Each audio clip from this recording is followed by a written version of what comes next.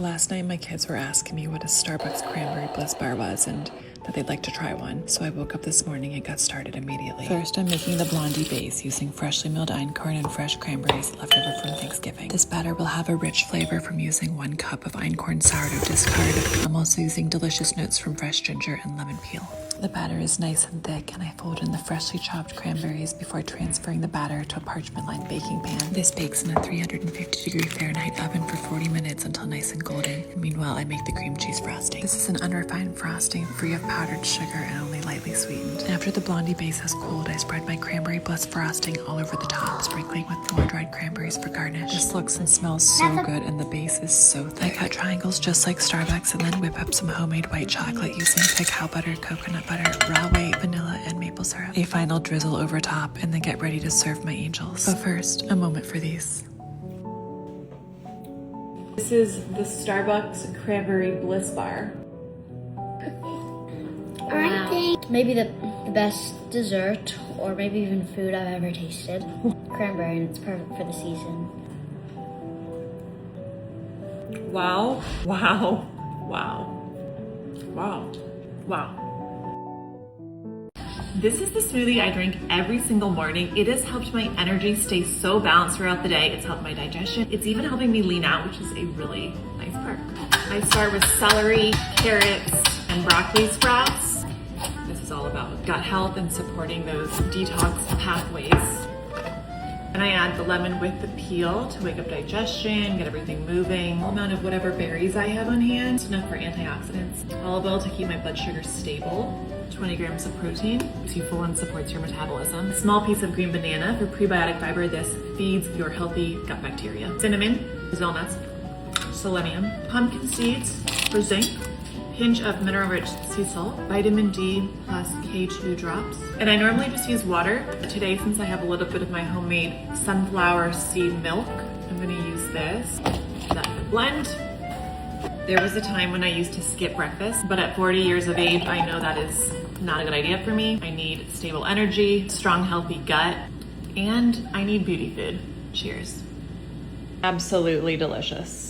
This is what I'm having for lunch today. It is a very average, normal weekday lunch for me. This lunch took me less than 5 minutes to put together. To get started, I have my protein, this fried egg and these scrambled eggs, actually left over from breakfast this morning, leftovers that the kids didn't eat that I put aside, 18 grams of protein, 3 eggs. For my carbs, I have got a baked sweet potato that I had in the fridge. This is a resistant starch. I warmed up again and put some coconut oil on with a sea salt. And then I've also got these stewed cinnamon apples warmed up again as well. These are delicious. Don't add any extra sweetener to these. This is just sweet from the apples. I'm gonna actually start my meal with these bitter greens, arugula, shaved carrots with a little bit of olive oil and salt. Get my digestive juices going with that. And then I've also got my probiotic, which is my sauerkraut, and this is a homemade sauerkraut that I do. For dessert, I've got this young coconut flesh. It's great quality fat, and it's just really good. It's naturally sweet.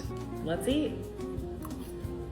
My kids have never had the opportunity to eat popular kid-marketed foods because my standards are really high and I prioritize health over convenience. Nevertheless, they could still enjoy these fun foods quite easily with a little bit of creativity and desire. Rather than have them feel like they're missing out when their friends are eating cold fish, I just stick some in their lunchbox so they have some too. And to be completely honest, the homemade version is so much more delicious. It's like a savory shortbread. We need to stop feeding our children ultra-processed junk. While it may be convenient and cheap, it does nothing for the health of our growing littles. With just a few simple ingredients, we can whip up a kid-friendly snack and even involve them in the process so they know where their food comes from. So this 4-ingredient homemade goldfish is free of soybean oil and glyphosate sprayed wheat. The flour hasn't been stripped of its nutrients and fortified with synthetic vitamins. This is a definite win. I never really have a plan about what I'm going to make for dinner for my family of 5. Making dinner looks something like this pretty much every night, and it's always led by the meats I have in my freezer and the produce I've shopped from a local farm. Tonight I'm making a chuck roast, which bakes in the oven most of the afternoon. While that bakes, I do other preps like an easy beet salad, one of my faves and go-tos. Literally just cooked beets with Evo, ACV, salt, and pepper. It's so nutrient dense. Closer to dinner time, I prepare a farmer's market veggie crudité and serve it with a homemade ranch dressing. I'm using using in-season veggies for this crudité, which are at their peak nutrient level, and the base of my homemade ranch is fermented raw sour cream. My kids love it. While the meat rests and the kids munch on their veggies, I prepare a simple salad of lettuces and bitters with Parmigiano Reggiano snow. This is the no-frills dressing that is just perfect. And lastly, I make a quick tzatziki sauce with grated cucumbers and plain yogurt to accompany the chuck roast. I slice a fresh loaf of einkorn sourdough bread and place this on the table and then get to plating. While my family patiently waits at the dining room table, I defat and cut the meat and then portion out each plate with approximately 45 grams of beef protein for my husband, beet salad, and a probiotic tzatziki sauce. Everyone loved it. Humans ate fermented foods for thousands of years. It was literally a staple in the diet, but our modern diet has no fermented foods, hence the rise in obesity, insulin resistance, chronic inflammation, gut dysbiosis, fertility struggles, premature aging, and so much more. Our health begins in the gut, so we better be feeding it with a diverse set of beneficial bacteria. When the gut is healthy, every system in the body functions better. Today we're making kimchi, a traditionally fermented Korean dish using Napa cabbage as another key ingredient. Traditionally, the kimchi paste includes gochugaru, which somehow I didn't have in my pantry, but I still made it work by using a combination of paprika, chili powder, and cayenne. Totally did the trick. I combined my paste with my massaged Napa cabbage, and you can see there's so much brine that gets released from the cabbage, and yes, this aids with a positive fermentation. And now it's time to pack the kimchi into a glass vessel, which I further pack down using a fermentation weight, and then I just wait. Okay, so here's day 1, day 2, day 3, and day 5. This kimchi is clearly busting with beneficial bacteria, and this all happened by letting it stand on the counter. So tangy. It tastes exactly like kimchi. It's absolutely delicious. A bite of this every single day. This is what we're having for dinner tonight, which is a very average weekly dinner. For our protein, we have 100% grass-fed beef brisket that was raised on my grandparents' farm. It was slow cooked for 5 hours. It was very, very soft. It was cooked at a low temperature. Look how soft and tender that is. And it's cooked in a delicious meat broth for flavor. It also has some veggies around the side, which is also very tender. I'd stick my knife in. For our legumes today, beans that were soaked for 1 day and then later cooked in my mom's homemade chicken bone broth.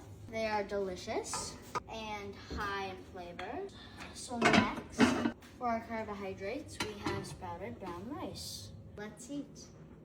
We were lied to about cooking. You don't buy a hot rotisserie chicken in the store in a plastic container. You make it at home. This is the most economical meal for a family that you can make. There's nothing to it. I mean, do you have 5 minutes? So if you do have 5 minutes to spare and you want to make healthy food for your family, save some money, and open the door to a world of nourishing real foods, start here. A clean whole chicken seasoned with salt, onions, garlic, pepper, bay leaf, rosemary, and filtered water halfway up the chicken. Your work is done. That's right. Go pick up your kids from school, go to their extracurriculars. The oven does the rest of the work. And now it's dinner time, but we're not done yet. Do not skip this step. Allow the chicken to roast until golden, crispy skin. It's so important. Just look at this fall off the bone, tender chicken. It's so moist. And then I always break down the bird, keeping the bones and carcass and the gelatinous meat broth. Nothing, and I mean nothing, goes to waste. I always cut the whole chicken into portions to ensure my family members each get their proper serving size for dinner.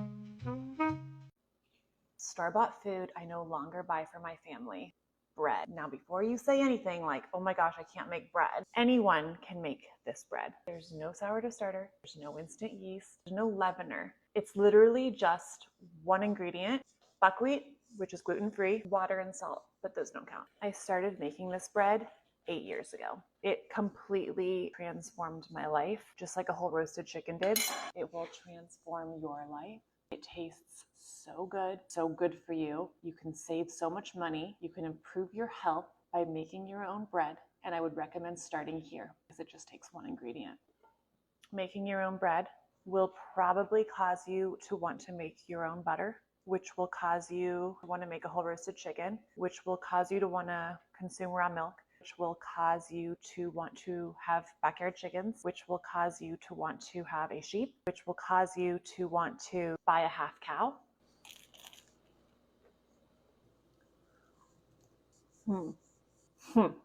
I woke up craving a macadamia nut encrusted halibut this morning, so that's exactly what I'm going to make myself for lunch. First, I start by cracking a bunch of macadamia nuts with a nutcracker so that I can remove the delicate nut from its hard outer shell. This took me about 1 hour to crack 1 cup's worth of macadamia nuts, which I then roasted in the oven for 10 minutes to bring out their flavor. While those roasted, I got started preparing my halibut. After washing and then pat drying the fish with a paper towel, I seasoned it with mineral-rich sea salt and then slathered stone ground mustard over top. Just then, my macadamia nuts were coming out of the oven. I tossed them with a little salt and then chopped them into really small pieces with a chef's knife. I tossed my chopped macadamia nuts with garden-grown and sun-dried thyme, garlic powder, salt, and a little almond flour. I put a thick layer on top of my individual slice, patting it down, and then baked for 10 minutes in the oven with a 1-minute broil. When the fish came out of the oven, I squeezed a Meyer lemon slice on top and enjoyed my lunch immediately. To be completely honest, this is the best halibut I've ever eaten. It's soft and moist, and the macadamia crust elevates its status like no other. I'm skipping the store-bought cake for my 40th birthday, and instead I'm making myself Pavlova. I've never actually eaten one of these before, nor have I made one either. In fact, I hate anything with meringue. So let's see how I'll like my birthday cake. 9 egg whites are going into the meringue, whipped to fluffy cloud-like perfection. The key is to whip the meringue until you can no longer feel the sugar between your fingers. Okay, so this meringue is out of this world. There's no egg white flavor. Now it's time to shape the Pavlova. I dump the fluffiness onto a large baking sheet using a soft spatula and spread it into a large circle. This bakes at a low temperature for 1.5 hours and then dries out in the oven for another 2 to 3 hours. When my pavlova is crisp and golden, I whip up some fresh whipped cream with only raw cream. Pavlova is so unique, crispy on the outside with a hollow top and cake-like on the inside. I finish my cake with fresh whipped cream garnished with organic strawberries, blueberries, and raspberries.